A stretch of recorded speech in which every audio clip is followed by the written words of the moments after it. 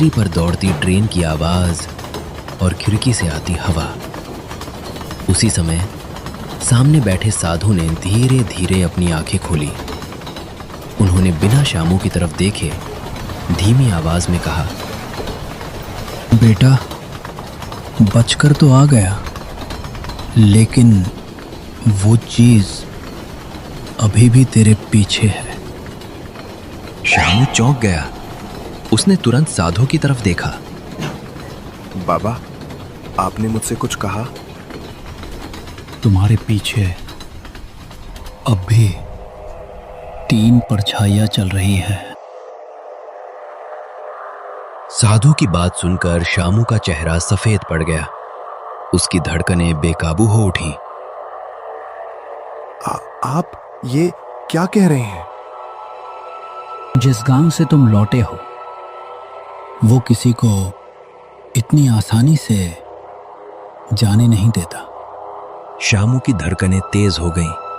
उसने घबराकर अपनी जेब में हाथ डाला और चाय वाले का दिया हुआ ताबीज निकालकर उसे अपनी मुट्ठी में कसकर पकड़ लिया।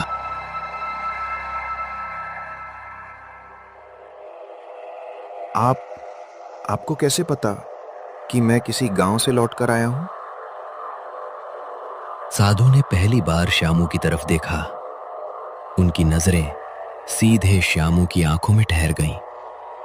उन नजरों में ऐसा रहस्य छिपा था कि शामू के शरीर में एक ठंडी सिहरन दौड़ गई। क्योंकि मैं भी कभी हिम्मतनगर गया था। इतना कहते ही अचानक पूरे डिब्बे की लाइट एक बार झपकी, फिर दोबारा, फिर तीसरी बार, और अगले ही पल पूरा डिब्बा कुछ सेकंड के लिए घने अंधेरे में डूब गया। जैसे ही लाइट वापस आई, शामू ने घबराकर सामने देखा, लेकिन साधु अपनी जगह पर नहीं थे। बाबा, बाबा! शामू ने घबराकर पूरे डिब्बे में चारों तरफ देखा, लेकिन साधु कहीं नहीं थे।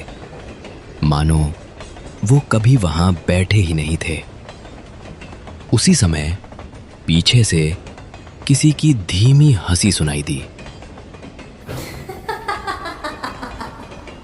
शामू का पूरा शरीर कांप उठा।